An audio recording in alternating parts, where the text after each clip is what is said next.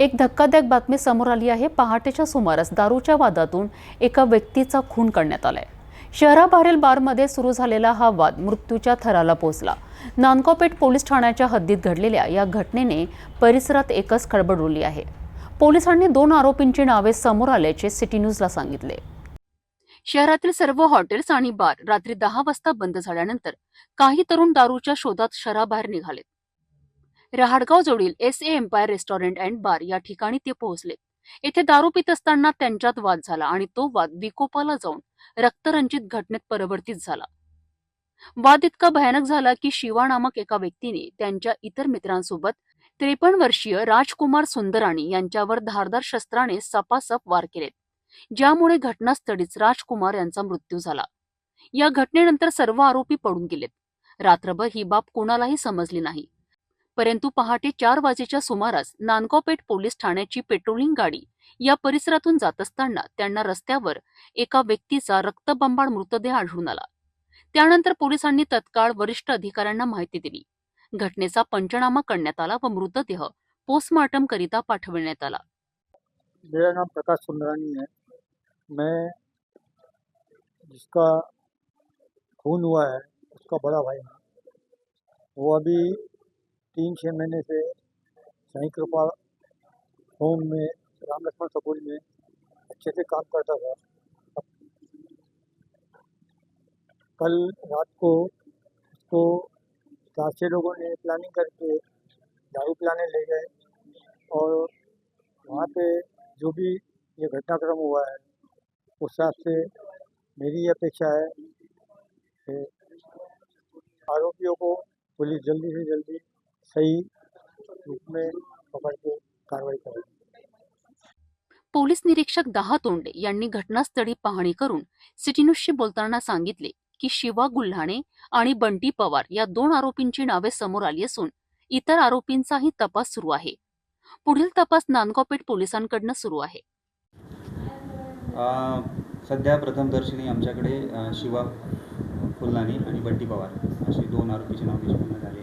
अजूनही आरोपी होण्याची शक्यता आहे। त्याबाबत आम्ही पुढील तपास करत आहोत।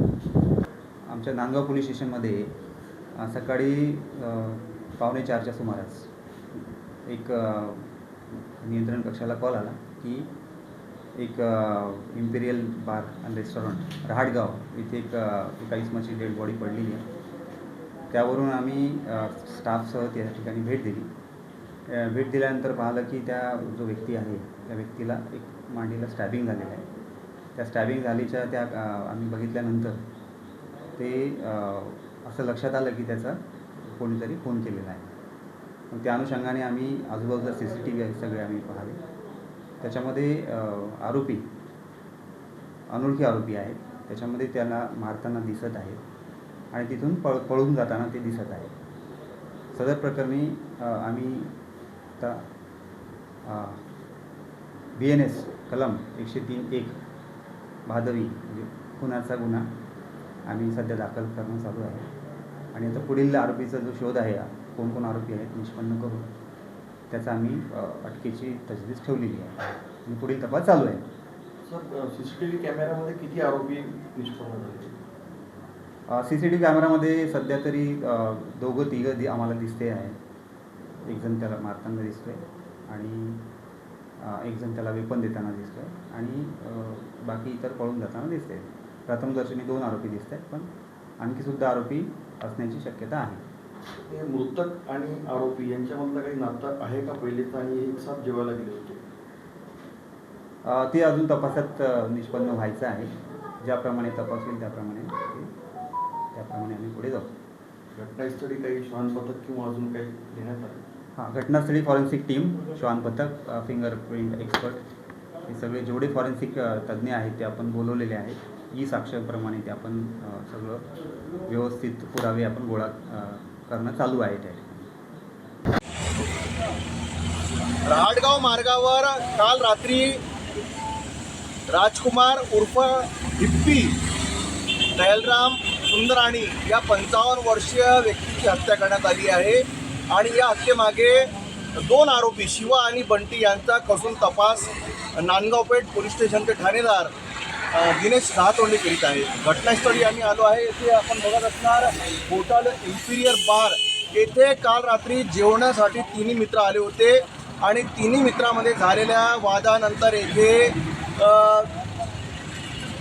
राजकुमार सुंदराणी यांची निर्मम हत्या करण्यात आली आहे. घटनास्थळी आपण इथे दाखल झालो आहे.